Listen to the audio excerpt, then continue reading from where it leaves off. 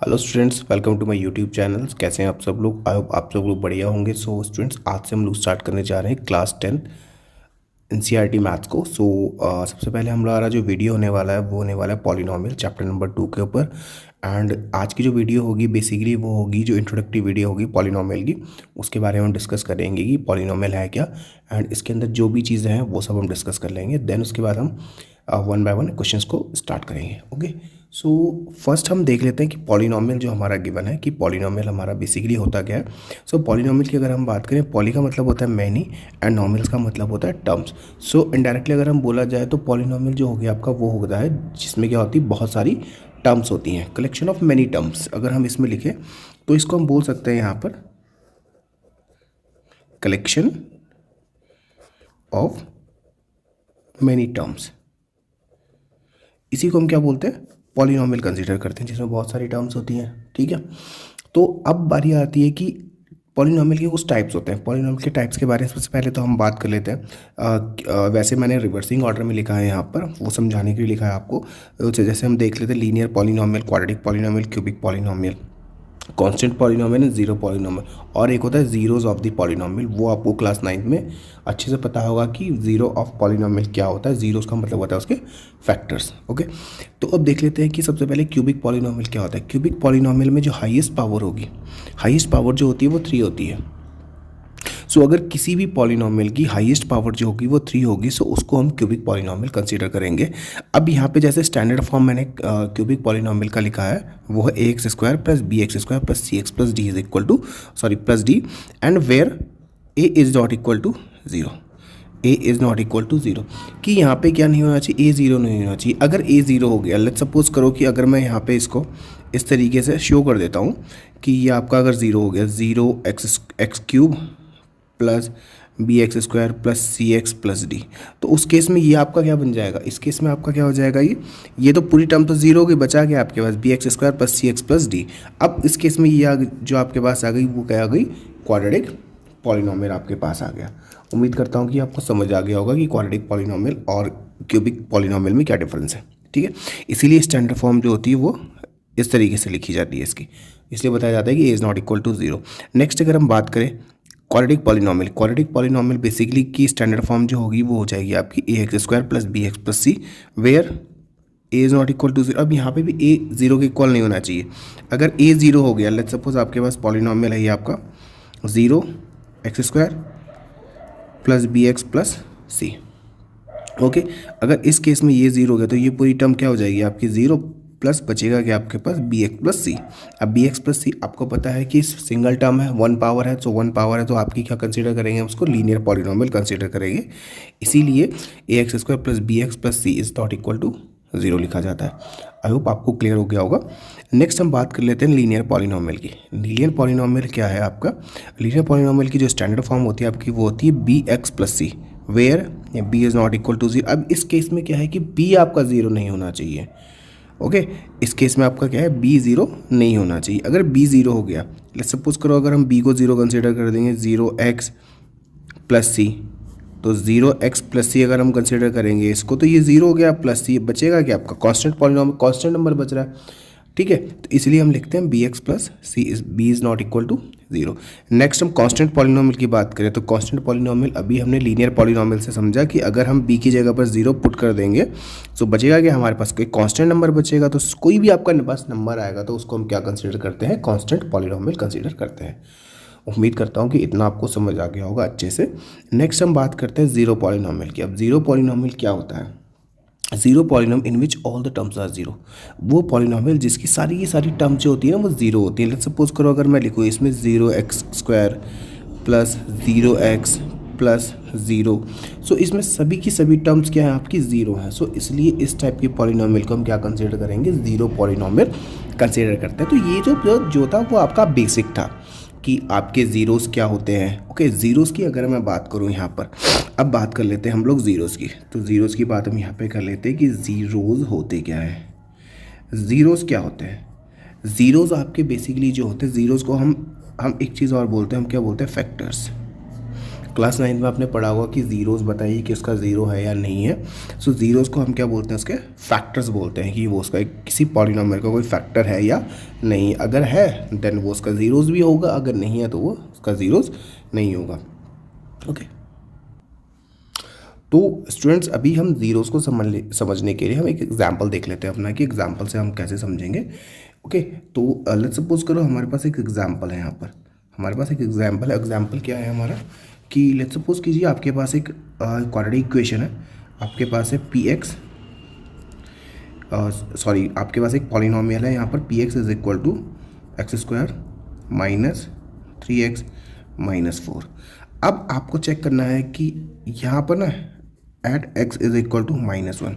अब -1 पे चेक कीजिए कि क्या इसका ये ज़ीरोज़ है या नहीं है। तो हम क्या करेंगे, सिंपली हम लोग क्या करेंगे, x की प्लेस पर हम लोग यहाँ पर -1 पुट कर देंगे।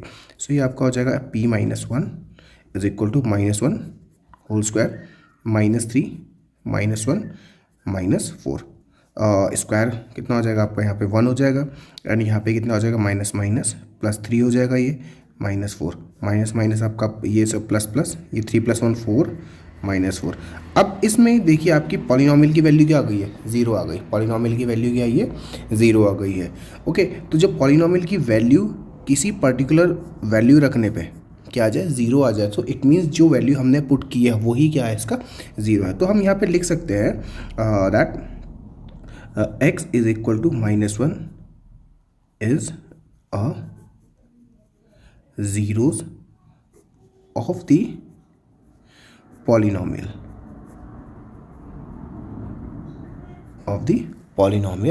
px। ये आप पूरा का पूरा ये पॉलिनोमियल जो आपका है क्वाड्रेटिक पॉलिनोमियल, उसको भी पूरा लिख सकते हैं। ओके, आई होप आपको समझ में आ गया होगा कि आपका जो पॉलिनोमियल है वो क्या होता है, cubic polynomial, quadratic polynomial, linear polynomial, constant and zero polynomial क्या होते हैं, ज़ीरोज़ क्या होते हैं, वो सब आपको समझ आ गया होगा अच्छे से। नेक्स्ट हम डिस्कस कर लेते हैं हमारा जो सेकंड टॉपिक है इस एक्सरसाइज इस चैप्टर का, वो है आपका geometrical meaning of zeros of a polynomial. अब ज्योमेट्रिकली आप कैसे किसी पॉलिनोमियल का बता सकते हैं कि इसके कितने ज़ीरोज़ पॉसिबल हैं या नहीं है। सो नेक्स्ट पेज में देख लेते हैं। ओके स्टूडेंट, सो अब हम सीखेंगे geometrical meaning of the zeros of a polynomial. किसी पॉलिनोमियल का ज्योमेट्रिक मीनिंग क्या होता है। तो स्टूडेंट्स मैंने अभी आप लोगों को समझाया था कि किसी भी पॉलिनोमियल के हम ज़ीरोज़ कैसे फाइंड करते हैं। ओके, सो अगर किसी पॉलिनोमियल के ज़ीरो फाइंड करने हैं तो पहले हम उसको देख लेते हैं, काम करते हैं, समझ लेते हैं पहले हम ज़ीरोज़ कैसे फाइंड करते हैं हम लोग उसके। लेट्स सपोज करो कि आपके पास एक जो पॉलिनोमियल है वो है, ये आपके पास है p x is equal to 2x + 3। ये आपके पास एक पॉलिनोमियल है। अब आप क्या करेंगे, ये इसके जीरोस फाइंड करने हैं, तो हम क्या करेंगे, पी एक्स की जगह पर जीरो पुट कर देंगे। तो ये आपका हो जाएगा 2x + 3 is equal to 0, and then ये आपका हो जाएगा x इज इक्वल टू -3/2।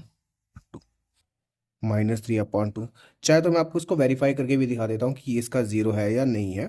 देखिए इसका वेरिफिकेशन हम यहाँ पे देख लेते हैं, वेरिफिकेशन देख लेंगे हम इसका कि ये इसका ज़ीरो है या नहीं है। आप चेक भी कर सकते हो। तो सिंपली आपको क्या करना है, एक्स की प्लेस पर आपको -3/2 पुट करना है। सो आपका वेरीफाई हो जाएगा। सो आपके पास था जो पॉलिनोमियल था उसमें पुट करेंगे, तो 2 × एक्स की प्लेस पर आ जाएगा आपका -3/2 + 3। सो 2 से 2 कैंसिल आउट हो गया, रिमेनिंग क्या है आपका -3 एंड +3। So answer is 0। मतलब आपका जो ये ज़ीरोज़ आया है ये बिल्कुल आपका करेक्ट है। उम्मीद करता हूँ कि इतना आपको समझ आ गया होगा। नेक्स्ट हम देख लेते हैं अब ज्योमेट्रिक मीनिंग। अब एक काम करते हैं हम लोग ना, कि हम लोग ज्योमेट्रिकली हम इसकी वैल्यूज फाइंड करते हैं जरा। लेट्स सपोज करो हमारे पास एक पॉलिनोमियल, यही सेम पॉलिनोमियल है, y is equal to 2x + 3। अब हम क्या करेंगे कि हम वैल्यू पुट कर लेते हैं, हम y की वैल्यू पुट करते हैं। So put y is equal to 0। अगर हम y की वैल्यू 0 पुट करेंगे तो हमें क्या मिलेगा, 0 is equal to 2x + 3। So 2x is equal to -3, x is equal to -3/2। हमें x की वैल्यू मिली। एक काम करते हैं, हम इसे एक टेबुलेशन फॉर्म में लिख लेते हैं यहाँ पर। ये रही आपकी x और y की वैल्यू। हम लोगों ने y की वैल्यू पुट की थी 0, हमारे पास x की वैल्यू आ गई थी -3/2। अब हम एक काम करते हैं, हम x की वैल्यू 0 पुट करते हैं। Now put x is equal to 0। अब x की वैल्यू जब हम पुट जीरो पुट करेंगे तो उस केस में क्या आएगा, तो आएगा आपका y is equal to 2 × 0 plus 3। So y is equal to कितना आ गया आपके पास, 3 आ गया। सो हमने क्या पुट किया था, हमने पुट किया था x की वैल्यू को, x की वैल्यू हमने 0 पुट की थी और आंसर क्या है हमारा, y इज इक्वल टू 3 आया। अब ये जो हमारे पास x और y की जो वैल्यूज आई है, अब इसे एक काम करते हैं, हम ग्राफ पे प्लॉट कर लेते हैं। सो ग्राफ पे प्लॉट कर लेते हैं हम लोग। ये है हमारा, ये हमारा x एक्सेस हो गया, ये y एक्सेस है, और y एक्सेस को हम बोलते हैं जो पॉलिनॉमियल का ग्राफ है px, और is equal to y axis. ठीक है, ये आपका ओरिजिन हो गया।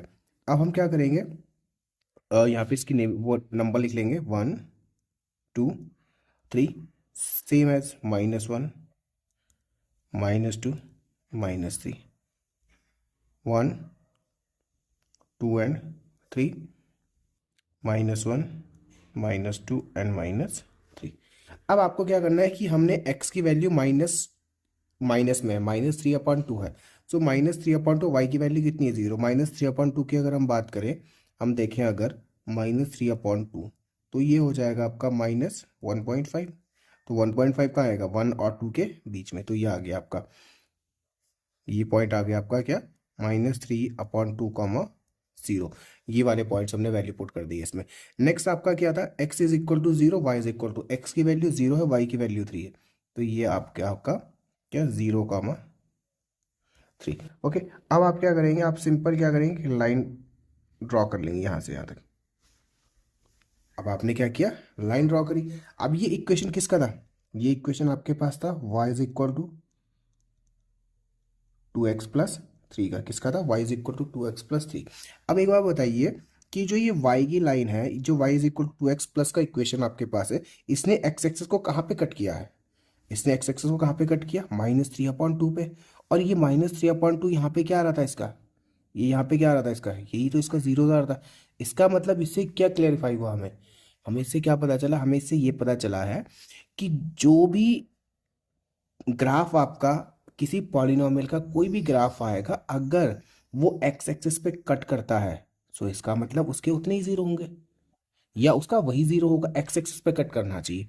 अगर कोई ग्राफ यहाँ से ऐसे ही निकलते हुए, लेट्स सपोज करो ये एक्स एक्सिस है, हमारा ग्राफ है कोई ये, इसने इस तरीके से एक्स एक्सिस को कट किया, 1 2 3, 3 पॉइंट्स पे कट किया, तो मतलब इस पॉलिनॉमियल के कितने जीरोस हो जाएंगे, इस पॉलिनॉमियल के हो जाएंगे कितने, 3 जीरोस।